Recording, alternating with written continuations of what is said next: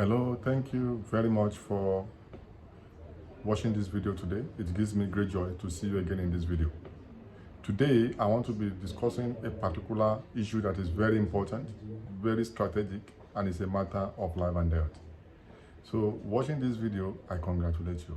Today, I'll be talking about gender-based violence abroad, what you must know, and how to protect yourself. Why is this very important? This video will help you to understand gender and the importance and the danger of gender constructions. While gender may seem harmless, it can also be harmful. And that is actually why it's a precursor to violence. Sex is biological, but gender is cultural, is social, is traditional. Sex is the way people are born or created. It is objective. When you say male, female, that is sex. It doesn't have any attachment to it. It's exactly a point of reference to describe how people naturally are. But when you talk about gender, it's cultural. It's cultural attachment, cultural construction of sex. So gender is subjective, while sex is objective. When you attach identity or characteristics based on cultural dictate of that society or traditional dictate of that society or normative dictate of that society, you have gender. So gender is an identity and it's a characteristic in the sense that it determines the roles and expectations and status of people. So the way people are constructed within the cultural environment on the account of who they are and their sex or sexes actually is essentially what we mean by gender. So the way people are seen culturally on the account of their sex is gender. And it's very important because that now determines how people are treated, how people are seen. And that is more important even than sex, sociologically speaking. And that's why you're having violence. And that's why, as a sociologist, I think it's very important for me to contribute to this. Gender-based violence is very prevalent.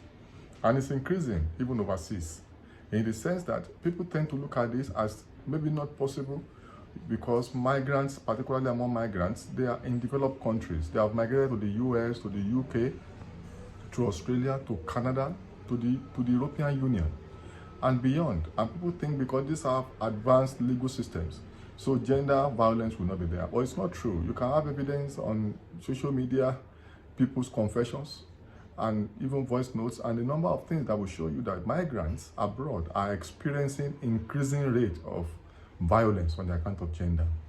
And that is why we think it is very important for us to look at this. Why are we having gender violence among people? What is gender violence? Violence on any account of gender, the kind of traumatization of people, the kind of harassment of people, which can be emotional, can be economic, can be social, can be physical, can be sexual. That's what we mean by gender-based violence. When people are violated on the account of their gender, because maybe they are seen as weaker people, or maybe they are seen as less important people on the account of their gender. I know when you talk about men, women, talk about boy, girl, you're talking about gender. When you talk about female, male, you're talking about sex. When you attach culture, tradition, norms and values to this male and female, then that's when you begin to talk about boy, girl, women, men. And when you use these connotations, there are a lot of expectations. There are expectations as expected, or expectation of how people should behave or how people should relate, which will then determine how they are treated. So that's why we say gender is subjective, and it has implication for how people see themselves and how they are seen and how they are treated. And when you now have violence on the account of these gender constructions, it's gender-based violence. And it's very important for us to know that it can be harmful and it can be harmless. But when it's harmful, that's why we begin to talk about having gender-based violence. Now, why I want to talk about gender and sex? Because this is very important sociologically, because this is the background through which we understand what we want to talk about in terms of increasing rate of gender-based violence, even in advanced countries. There are four major causes of this. There are four major drivers of this gender-based violence, even abroad and even at home. These are one, cultural causes, legal causes, you have economic causes, and political drivers. In the sense that when people have are seen as culturally privileged, especially in a lot of African countries and Asian countries, men are seen to be privileged. That's why you talk about patriarchy. That's why patriarchy is a cultural construct that gives a lot of privileges to men, and it empowers men and disempowers women. Patriarchy constructs women as of less worth, generally speaking, culturally. There are many traditions and customs that make people to see women as less important compared to men, especially in Africa, Asia, Latin America, and many developing countries. Even in some developed countries too, you have it there. It's not as totally developed countries are without gender constructs, or maybe they are without, gender abuses. We have it over there, all over the world. Patriarchy is not only limited to poor countries. You can find them even in advanced countries. Maybe the demonstrations, manifestations may not be the same way you have it in some of these poor countries that we're talking about. So I must also emphasize that the gender studies now has gone beyond just maybe male and female. There are also people we now refer to as LGBTQ community, LGBTQ plus community also sometimes, where you have lesbian, gay,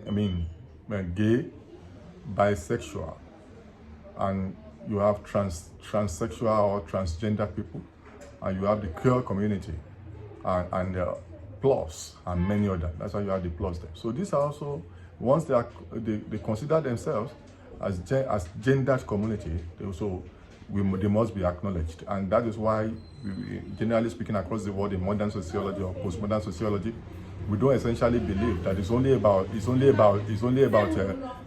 maybe male, female alone. We also believe there are different categories of people that we must take our account of gender beyond, maybe men, women, or boy and girl. All these people have to be taken into account. So when you are analyzing gender issue, you must consider the LGBTQ plus communities also, so that your gender analysis will be strengthened and will be more realistic. So now I've spoken about gender, sex. I've spoken about the new constructs of gender beyond the men and women alone, or the boy and girl alone, talking about LGBT community, so LGBTQ plus community. Now, and I've also, I was on the point, I was talking about drivers of gender-based violence, talking about culture, talking about the legal system, talking about the political, and talking about the economy. This happens when you have people now, because of their economic opportunities, when you have a system that has given privilege to some people based on the account of their culture. And this also has implications for the kind of jobs people have and the economic opportunities they are exposed to. And also, when you also look at it in terms of economy, you also see that it's expected that sometimes in many countries, men are expected to be the breadwinners. So, and they expect that men should have more money, more wealth than women. But when you now find yourself in advanced countries, where you incidentally find that some of these advanced countries give more privileges to women, they have legal systems that protect women more than men. When you have political system or systems that give more opportunity or equal opportunity to men and women. So when these women also eventually, when they do better, it's possible to experience conflict where the men may suddenly become uncomfortable thinking that their women are more influential than they are in the long run. And you may also have situations where cultural dictates, where at home countries of migrants might have privileged a particular gender over the other. You only find themselves, in developed countries where the cultural dictate there gives equal privileges to both to different genders. Then people coming from that patriarchal system may begin to revolt. And if it's not well managed, it can lead to gender-based violence between different genders that are relating. So also, if you now look at and the cultural boundaries may begin to be fluid, in the sense that if you are coming from a patriarchal system where men are privileged over women, you suddenly find yourself in advanced countries where generally speaking or carefully speaking, there may be more privileges to women than men or other genders. So this role reversal, opportunity reversal, may cause a lot of conflict, especially among migrants who are coming from poor countries where men are expected to be the head, generally speaking, economically, politically, culturally, and even legally. So that is why you have find this is like a reversal of role. And a lot of women are also been tolerating their husbands back home in Africa, Asia, Latin America, in those poor countries. So suddenly finding themselves in the system that they feel is protective of them may cause a lot of friction. You now have some of these women beginning to fight for liberation, silently speaking, maybe not with gun, but beginning to assert their right. And some men may consider this as unacceptable. So, and the system generally expects that everybody is equal, whether on account of gender or any other construct. Now you see the contradiction, you see the parallel, and you can see why gender-based violence is likely to be very prevalent among immigrants abroad. But when the women are saying, wait a minute, in this country we are partners. In any case, I have more money than you, and the man is still expecting that as it were, so should it be. You see, there will be a lot of problem because many of the time the oppressed gender or the gender that was considered less important back home suddenly becomes the breadwinner sometimes because some women will be able to navigate the murky economic system there and have more money. Then there may be role reversal from being full housewife. The woman may suddenly become the breadwinner, while the man may become the full house husband. Pardon me. So this may become areas of conflict. At the same time, you also have the legal system that if the case gets to court or the law enforcement, they simply give the privilege to the woman. They can even throw the man out. And a lot of women have gone ahead to weaponize this legal system that is protective of the women. So that's also another reason. And even the political influence or charisma politically, or even when you look at a number of all of these clusters of politics and influence of economy, of legal system. You see, you can see all of this. Whether you talk about the legal, whether you talk about the political, the economy, the cultural. You know, women sometimes enjoy as much rights as the men. And in the long run, African men, Asian men, or Latin American men from the Caribbean all over the world may tend to push back because they consider this anomaly in their own construct and realities. But in developed countries, it's the norm. So I'm just trying to set the background of why you may have high level of gender violence among these people. Many people have been killed. A lot of women, a lot of men have been killed on the account of gender-based violence because as it happens to women, in some instances, it can also be the other way around. It may be the men. So that takes me to the next point, to let you know that what should you then do? Number one, be conscious of the vulnerability level of everybody. Everybody abroad, whether male or female or any other gender that you claim, is vulnerable. Gender-based violence does not mean maybe women violence against or violence against women. Gender studies is not about womanhood, and it's not about women's studies. Gender studies simply talk about understanding the relationship between different genders, men and women, boy and girl, and LGBTQ community, LGBTQ plus community, relationship among them. So when you relate across gender lines, is what we call understanding the relationship, understanding the consequences, the processes, the outcomes, the drivers. That's what we call gender studies. So it's not gender studies does not talk about women alone. It talks about men and women. Therefore, you must understand the fact that everybody is vulnerable, whether you are a man or a woman or LGBTQ plus community. Anybody can be violated. Anybody can experience violence, be it mental, economic, social, cultural, sexual, political, mental, pushing all manners of violence. So everybody is vulnerable. You must recognize whether you are a man or a woman or in the LGBTQ plus community, you may be vulnerable. So note that. Now, when you now experience this violence, number two thing you need to do is that seek help. Don't just die there.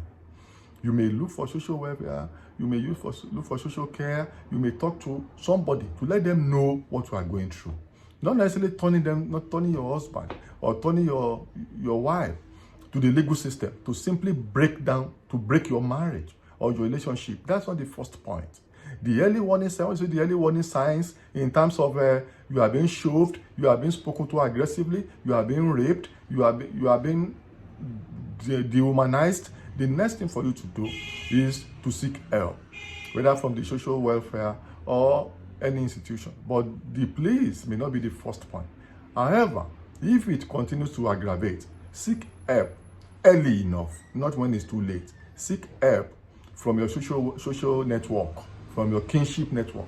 Tell somebody. I'm not somebody that will say don't bring third party to your relationship. I'm not an advocate of that. Don't die there. So seek help. Text somebody, this is what I'm going through. Let your community know. Let your community know what you are going through, so that they can support you. You can tell to somebody around you in your network, whether kinship network or social network. Talk to somebody. Another thing you can do is, and this is very fundamental, seek counseling. Rather than talking to somebody, seek professional counseling on time. No matter what it costs to, a very important point is, don't be silent. The abusive partner, the abusive person may not get better. Don't say, well, it's my wife, she's my wife, it's my husband, he will get better, it's just because he's angry. No, don't assume that it will get better. Seek help, seek counseling, seek support. And if the case is getting worse, you can separate in the first instance. Separate from the abusive partner, abusive gender. Don't say, well, we are married forever, it's not a problem, or it's normal, he's just angry. No, you may separate. I'm not saying divorce, mind you. You may separate a little while. Maybe the abusive partner will come to his or her senses. I'm not advocating divorce, but you may separate in the interim for you to be safe. There have been cases of people being stabbed, being shot in their home, even overseas, among migrants. Gender-based violence is not very prevalent. It's an epidemic. So you don't die there. Nothing is worth your life. The world needs you. The world needs you. You carry the weapon of success of this world. So don't die there. So another thing you can then do is, once you have done that, then if it's so serious, you may then resort to the legal system for restraining order, so that the person will not just kill you and you will not just die there. So know that you are vulnerable. Seek help. Don't keep quiet at all. Seek formal and social support and talk to somebody before it's too late. Be free to separate in the interim. If the conflict is now resolved in the long run, or if the abusive partner comes to his senses, the partner that is committing gender-based violence comes to his senses, you can now reunite. And if it's very aggressive, please, you may seek legal support, or you may tell the law enforcement officials to give you protection. But please, another thing you need to do, don't provoke. Don't always be provocative. Then also, be intentional that you want to get support and you want to make it work. You understand, do an analysis of why the gender-based violence is happening and try to address the root cause. Do the root cause analysis, do the SWOT analysis, do the PESTO analysis, do the fishbone analysis to understand why the violence is like that. If it's cultural, address it. If it's economic, try to also be inclusive, be mutual in your economic drives. And please make sure you don't die there. Seek help, seek support, talk to somebody, talk to the system. But don't just quickly run into the system to the time you break the marriage or you break the relationship. Relationships are also very important. I always say in my video that it's called social capital. It's part of what you need to succeed in life. But until I see you in the next video, keep taking care of yourself. Know that gender-based violence is evil and it's wrong. Say no to gender-based violence and don't cause gender-based violence. Don't be involved in gender-based violence. Don't violate anybody on the account of gender. And we will all be happy for it. Subscribe, share, like, and comment. Until I see you in the next video, stay safe.